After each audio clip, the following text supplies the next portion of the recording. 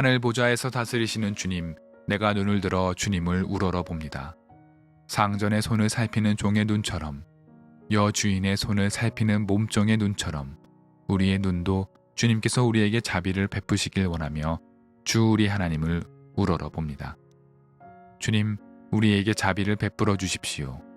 우리에게 자비를 베풀어 주십시오. 너무나도 많은 멸시를 받았습니다. 평안하게 사는 자들의 조롱과 오만한 자들의 멸시가 우리의 심령에 차고 넘칩니다. 시편 123편 말씀. 자비를 비는 기도라는 제목이 붙은 오늘 시편의 부제는 성전에 올라가는 순례자의 노래입니다. 즉 오늘의 이 짧은 시편은 순례자의 노래라는 뜻입니다. 오랜 순례의 여정의 마지막이자 가장 가슴 벅찬 최후의 관문인 성전을 올라가며 순례자의 마음에 들이닥친 감동을 짧은 4개의 시구에 담아내고 있습니다. 순례는 여행과는 분명히 다른 점이 있습니다. 순례와 여행에 대한 다양한 비유가 있겠습니다마는 청파교회를 말씀을 통해 자주 접하셨던 분들이라면 서양의 오랜 격언으로 알려진 문구를 기억하실 것입니다. 바로 관광객은 요구하고 순례자는 감사한다라는 말입니다. 순례와 순례자의 정체성을 이보다 더 잘 보여주는 격언을 찾기 힘들어 보입니다. 관광으로서의 여행은 기쁨의 추구이고 자기 만족을 향한 여정입니다. 어디에 가서 무엇을 볼지, 어떤 맛있는 음식을 먹을지, 어떤 즐거운 경험을 통해 일상에서 느낄 수 없는 기쁨을 얻을지에 대해 고민합니다. 관광으로서의 여행은 많은 시간과 돈을 투자해야 합니다. 예나 지금이나 같을 것입니다. 나의 소유를 많이 투자했기 때문에 관광객은 당연히 요구하게 됩니다. 내가 돈을 이만큼이나 지불했으니 나에게 당연히 그만큼의 만족을 달라 말이지요. 여행에서 얻은 만족과 진귀한 경험은 필연적으로 외적 자랑으로 이어집니다. 돈을 지불했기 때문입니다. 가능한 많은 것을 소유하고 돌아와야 하며 그 소유한 것을 내어 보아야 합니다. 그러나 순례로서의 여행은 어떠한가요? 순례자가 추구하는 여행은 자기 만족을 목적으로 하지 않습니다. 순례자가 순례의 첫 발걸음을 떼는 이유는 깨닫기 위해서입니다. 일상에서 풀지 못한 인생의 숙제와 고민을 안고 출발합니다. 답을 찾기 위해서, 아니 적어도 답을 찾는 길의 방향이라도 얻기 위하여 출발합니다. 그렇기 때문에 순례객의 여행은 흥분과 설렘보다는 깊은 고민이 가득합니다. 어깨에는 근사한 배낭과 각종 물품이 아니라 삶의 무게가 얹혀 있습니다. 또한 순례로서의 여정은 멋진 풍경과 맛난 음식의 경험을 자기 안에 채우고 오는 여행이 아닙니다. 오히려 자기 것을 여행지에 버려두고 옵니다. 일상을 짓누르던 나의 크고 작은 욕심들, 고민, 움켜쥐고 있을 땐 무엇과도 바꿀 수 없는 소중했던 것이지만 순례의 여정 속에 돌아보니 참으로 하찮은 것들을 버리고 오는 것입니다. 따라서 순례자는 감사한다라는 의미가 여기에 있습니다. 순례자가 감사하는 이유는 여정을 통해 오히려 자기 짐이 가벼워지기 때문입니다.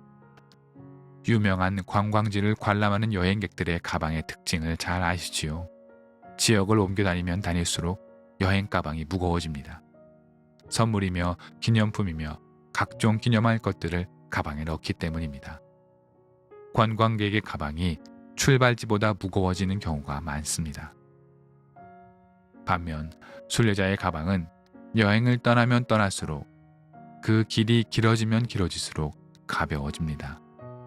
어쩌면 순례자가 순례를 마치고 집에 돌아오는 길엔 그 작은 가방 하나조차 남지 않을 수도 있습니다.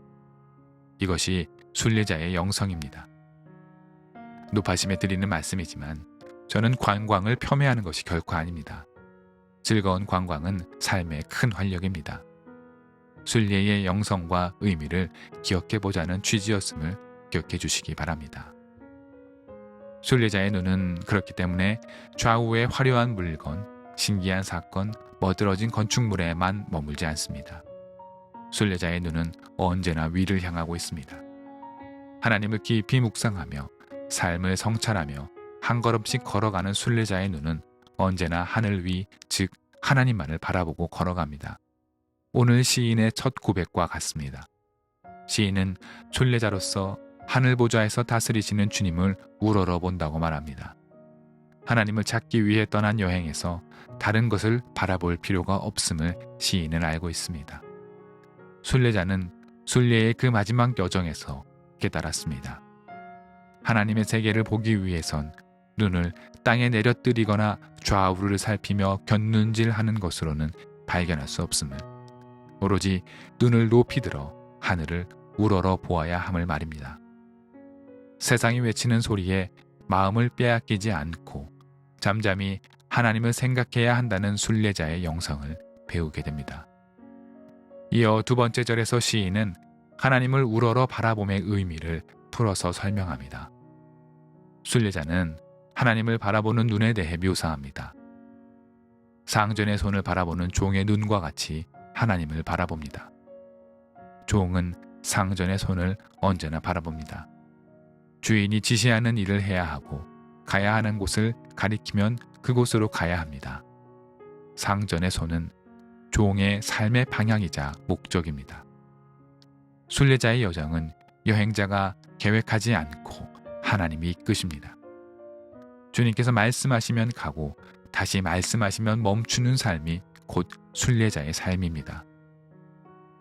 3절에 이르게 되면 우리는 순례자가 어떤 상황에서 어떤 마음을 갖고 순례의 여정에 올랐는지 어렴풋하게 유추할 수 있는 근거를 찾게 됩니다.